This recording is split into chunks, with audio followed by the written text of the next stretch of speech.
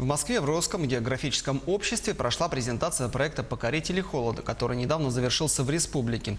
4 блогера и журналиста из Москвы и Петербурга в сопровождении наставников провели почти 2 недели в поисках самых низких температур в Миконском и Верхоянском районах.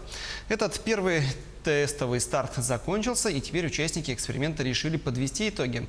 Чем Якутия покорила экстремалов, узнавал Максим Кардозу. Наталья Белякова, участница экспедиции, на такую минусовую авантюру отважилась, не раздумывая. Она называет себя и коллег по проекту охотниками за холодом. И холода увидела и прочувствовала сполна. Правда, отмечает, что главные эмоции от этого путешествия оставил не мороз. Для меня самые яркие эмоции – это были люди, которые нам встречались в течение экспедиции. Это были коренные народы, да, Якутии. И более теплого, такого вовлеченного отношения к экспедиции. Да.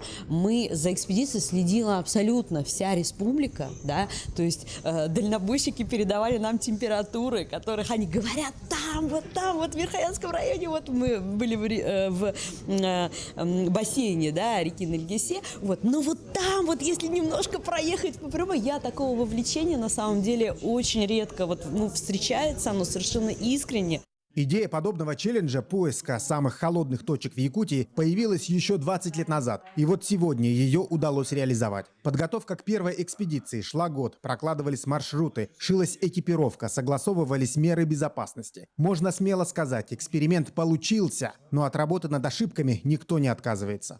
Много там чего есть исправлять. И способы замера температуры, и способы заброски туристов, и питание, и экипировку. То есть по всем элементам, то, что у нас проходило в этой экспедиции, мы имеем уже свою полезную информацию, что можно улучшить. Это, конечно, дополнительная страница к тому имиджу, который у республики сегодня складывается, положительному. И это развитие, безусловно, туризма внутреннего у нас в республике. Сюда, вы знаете, кроме Миконского района, сегодня подключился и Верхоянский. А это значит расширение географии туристических возможных маршрутов.